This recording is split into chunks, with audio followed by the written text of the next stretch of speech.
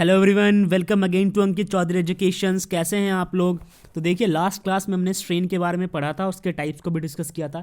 आज की क्लास में हम स्ट्रेन के टाइप्स को थोड़ा सा डायग्रामेटिकली समझेंगे और अगले टॉपिक को भी डिस्कस करेंगे। तो चलिए देखिए, टाइप्स को हम रिवाइज कराऊं तो एक लॉन्गिट्यूडनल स्ट्रेन, वॉल्यूमेट्रिक और शेयर था। क्या था ये मैं समझा चुका हूं। अब इसको थोड़ा समझते हैं अच्छे से। सपोज कीजिए हमारे पास एक सरफेस है। इस सरफेस पे हम इधर से फोर्स लगाते हैं। आपके द्वारा लगाया गया फोर्स डिफॉर्मिंग फोर्स कहलाता है, इस बात को ध्यान रखें। आपके द्वारा लगाया गया फोर्स इसके शेप एंड साइज को चेंज कर देगा। ठीक है, कुछ कुछ चेंज आ गया साइज में, जो भी चेंज आया इसमें, राइट। तो जो भी आपके द्वारा लगाएगा फोर्स इसमें चेंज लेके आता है, उस चेंज को अगर आप डिवाइड कर देते हो इसके ओरिजिनल लेंथ से, उस चेंज को अगर आप डिवाइड कर देते हो इसके ओरिजिनल लेंथ से, ठीक है, ओरिजिनल लेंथ से, तो ये स्ट्रेन निकल के आता है। चेंज को ओरिजिनल लेंथ से डिवाइड कर दिया। लेकिन टाइप्स की जब बात की जाती है तो इसमें बहुत सारे टाइप्स आते हैं, ठीक है, जैसे कि लॉन्गिट्यूडनल, वॉल्यूमेट्रिक, शेयर। तो ये है क्या, एक एक करके इसको समझते हैं। देखिए, तो इस डायग्राम में आपको कई चीज़ें दिख गई हैं।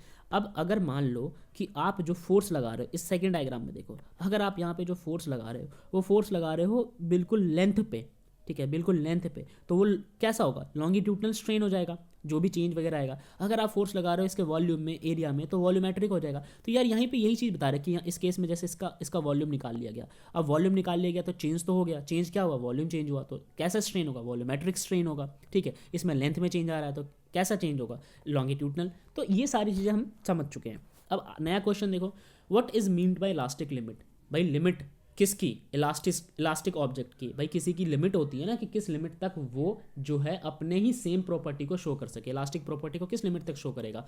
तो देखिए, इलास्टिक ऑब्जेक्ट एक ऐसा ऑब्जेक्ट था जिस पे आप जितनी मर्जी डिफॉर्मिंग फोर्स लगा दो, वो वापस से अपने रीस्टोरिंग फोर्स लगा के अपने ओरिजिनल शेप एंड साइज को रीगेन कर पा रहा था। लेकिन कभी ना कभी उसकी लिमिट खत्म हो जाएगी ओरिजिनल शेप एंड साइज को रीगेन करने की, और जब उसकी वो लिमिट खत्म हो जाएगी तो उसी को हम कहते हैं इलास्टिक लिमिट। यानी कि डेफिनेशन के अकॉर्डिंग अगर मैं आपको पढ़ाऊं तो ये है, इफ मान लीजिए कि एक छोटा सा रॉड है, उसको आपने सस्पेंड कर दिया एक तार के साथ। तो यार यहाँ पे मैं ड्रॉ करके दिखाता हूँ आपको। एक रॉड है यहाँ पे, राइट, इसको आप एक वायर के साथ सस्पेंड कर देते हैं। ये वायर है, ठीक है, तो इसके साथ आपने इस रॉड को सस्पेंड कर दिया। इट्स लेंथ इंक्रीजेज, इसका लेंथ जो है वो धीरे धीरे मान लीजिए इंक्रीज कर जाता है। किसका लेंथ इंक्रीज कर जाता है, इस वायर का लेंथ इंक्रीज कर जाता है, क्योंकि इसने इस मास को कैरी किया हुआ है। When the load is removed, the wire regain its original length। इस लोड को आप हटा दीजिए, वायर पहले से जैसा था वैसा हो जाएगा। मान लीजिए वायर इंक्रीज होकर इतना हो गया, सपोज कीजिए वायर इंक्रीज होकर इतना हो गया, तो जब आप इस लोड को हटा देते हैं तो वायर यहाँ से वापस ऐसा हो जाता है। But if sufficiently large force is suspended from the wire, it is found that wire does not regain its original length after the load is removed. अगर आप इस पर बहुत ही ज़्यादा, हद से ज़्यादा फोर्स रख दोगे, यानी कि इसका मास जो है वो बहुत ज़्यादा लार्ज कर दोगे, तो आपको पता ही है ना कि इसका मास अगर लार्ज कर दोगे तो एक वक्त ऐसा आएगा कि जो ये वायर इसी शेप का रहेगा, वापस रीगेन नहीं कर पाएगा।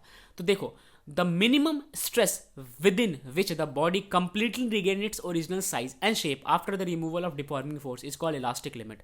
यानी कि कम से कम कितना स्ट्रेस इसको आप दोगे जिसकी वजह से वापस ये रीगेन कर ले, यहाँ से यहाँ तक चला जाए, उसको कहते हैं हम इलास्टिक लिमिट।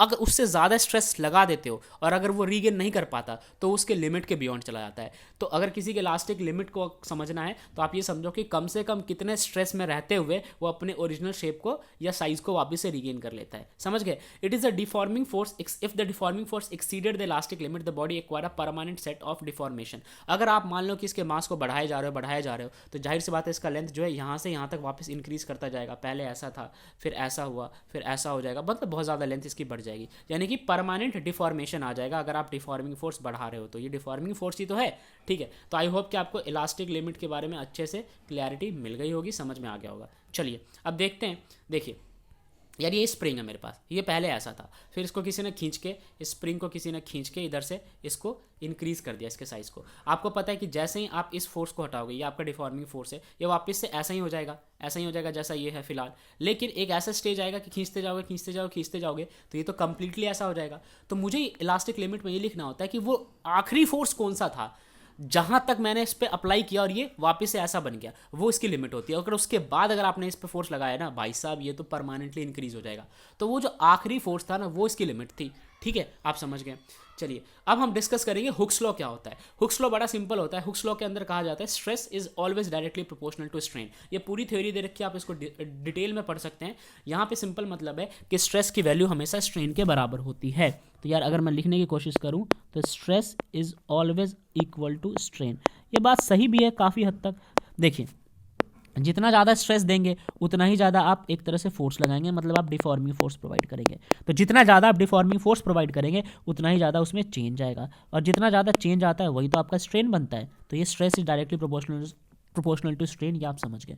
अब इसके कुछ कॉन्टेंट को और आगे क्लियर करते हैं। देखिए अब मैं स्ट्रेस को एस टी से लिखूंगा, ठीक है, और स्ट्रेन को एस से ही लिखूंगा। तो यार अपना ये स्ट्रेस है, S T is directly proportional to S N, strain है ये, राइट।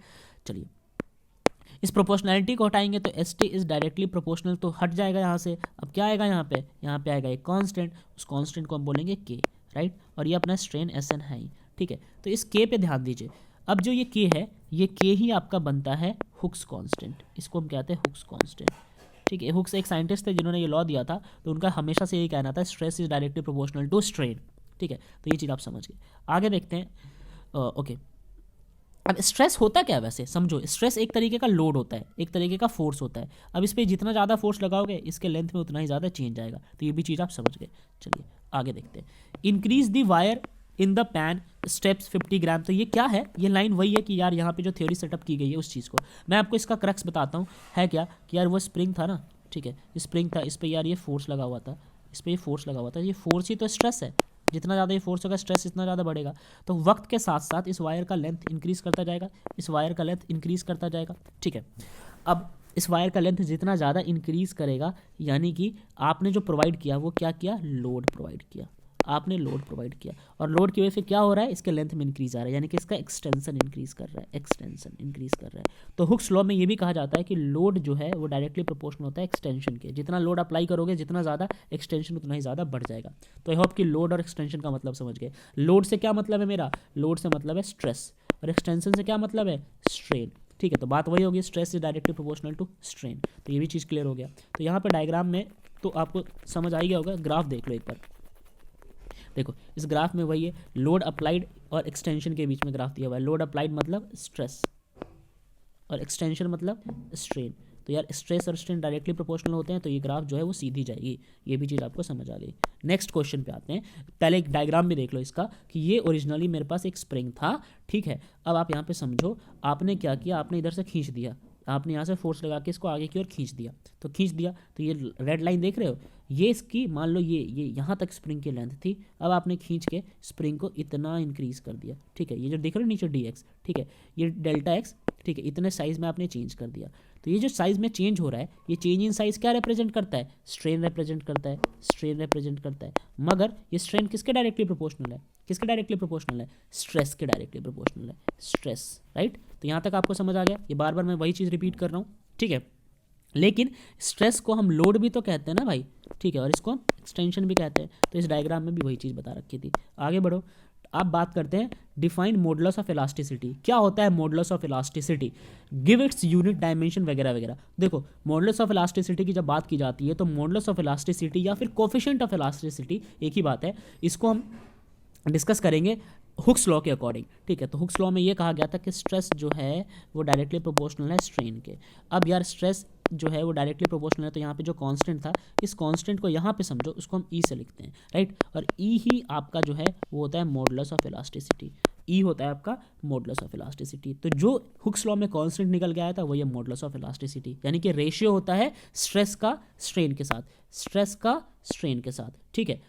यहाँ देख लो, ये E is directly proportional to E is equal to stress upon में स्ट्रेन, ठीक है। इसका डायमेंशन फॉर्मूला पढ़ सकते हो। इसके टाइप्स हैं, पहला होता है यंग्स मॉडुलस, ठीक है, दूसरा होता है बल्क मॉडुलस, और तीसरा होता है मॉडुलस ऑफ रिजिडिटी। इनके टाइप्स को हम आगे डिस्कस करेंगे। तब तक के लिए ऑल द बेस्ट, ओके।